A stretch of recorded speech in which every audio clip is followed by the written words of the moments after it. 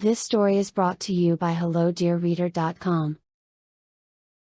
Excitement is in the air, and the monster is confused. A confused ancient monster is not always a good thing to have. Listen and find out what the excitement is all about. Part 3. The accursed sunlight glinted off her bracelet as she continued her long fall to death. The bracelet she wore every day since she had her 16th birthday. The bracelet I gave her. It was her most prized possession. One of the few gifts I have ever given anyone. A few months after I eliminated the threat from the mail, I noticed a new change in Sophie. She was growing more and more excited about something. Then one evening, while checking on her, I overheard her asking her mother what they were doing for her birthday. Later that evening, I was settled into a quiet evening contemplating this news. Humans seemed to find things to celebrate. I idly skewed one of the others with my long claw and ate it. It was slightly gooey. The others were more cautious seeing me snack on one of their own. I reached out to snatch another one when it spoke with a shrill voice. "What bothers you, monster?" "Blah, I hate it when my dinner is brave." "What would make you think something can bother me?"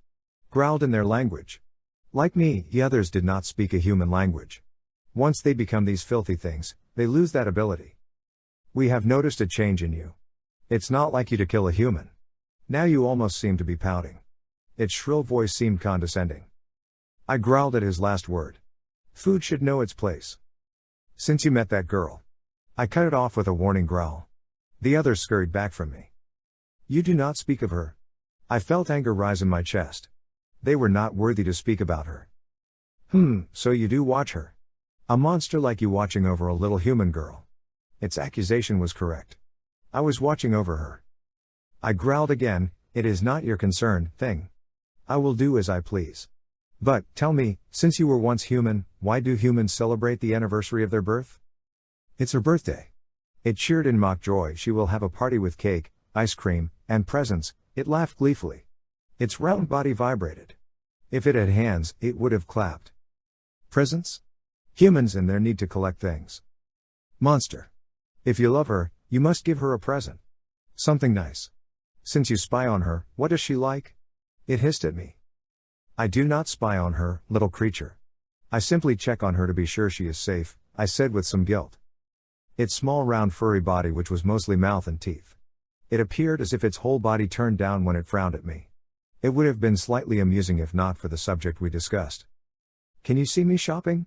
I growled at the black furry creature. The places that humans traded goods had changed considerably since the last time I had openly visited one. It laughed a nervous laugh and continued, "How about making her a present? Women and girls love shiny jewelry. Her mother does appear to have many shiny trinkets, but she does not. I've seen many of her friends have them as well." I had not considered. I paused in thought. How would I give her a trinket? This little creature was onto something. Very insightful and something to seriously consider. I will have to admit that it was smart and slightly crunchy for another. My fingers were meant for one simple purpose, and unfortunately, that purpose was not to create. I had never made or built anything that was what humans did. As the days approached her birthday, I busied myself with gathering all the necessary materials I would need. I was determined to make her a present that would bring joy to her face. I found in my haste that I knew nothing about these shiny things or how to make them. Maybe I had been too quick to devour the other that planted this odd idea. Fate, not generally on my side, did give me one break. As I sorted through various places where humans contained their waste, I found a strange book. It had pictures of various humans wearing shiny items that had become my new fascination. As I looked at the photos of the humans and then pictures of these baubles, I realized this was what I needed. I hurried back to my home through the drain so that I could ponder what I would need. After gently turning each page with my claw, careful to not rip the pages, I found one that I knew I could make. It was called a bracelet. I knew where I could find the materials. The next night, I snacked on a few others before leaving to start my task. I knew each place where humans stored their waste. I found various metals that I could twist and meld into what I wanted. This task was strangely satisfying to me. I never had over my vast life felt compelled to create anything. It was fun. The metals were easily mended into the long wiry shapes I needed to construct the bracelet. Each wire was of a different color: copper, silver, and gold.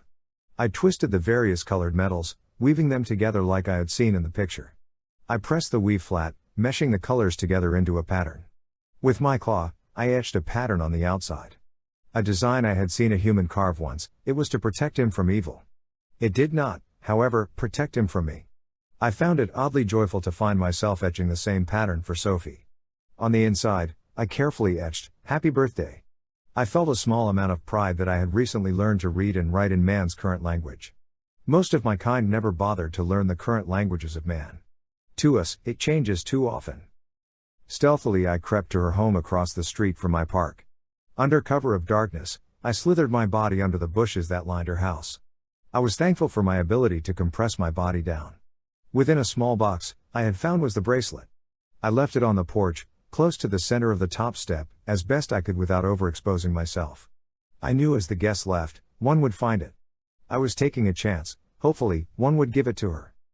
One blonde girl I had seen Sophie with at the park found the present as the guests left. She called to Sophie that there was one more gift. Sophie ran out onto the porch and gazed at the box. They had a quick exchange. I caught only a few words of who and where. I had moved across the street behind some thicker bushes and couldn't hear clearly what was said. She opened the box. At that moment, I felt both joy and fear. So much doubt ran through me at once. I had never felt these emotions before. Why should I care if this little human did not like the present I made? For some reason, I did care. What the other had said to me struck me again. Suddenly she gasped and took out the bracelet. I heard words like beautiful and amazing. Joy surged through me. From that day, I never saw her without it. Later that night, as I was searching around the park's perimeter, I saw Sophie's front door open. I was curious why she would be outside this late at night. I crept closer and saw her place something on the porch. I waited until all the lights were out and the city was quiet again. Curiosity was too much. I had to know. Almost on the exact spot where I had left the gift was a piece of cake on a small paper plate. Under the dish was an envelope. With cake, plate, and envelope, I hurried back to my home. This began my first real contact with Sophie. End of part 3. Happy birthday, Sophie. Cake and presents, what a day for the monster to have. What's in the envelope? I can't wait to find out. Next week, a letter. Hope you enjoyed the story. Please like and share. See more stories at hellodearreader.com.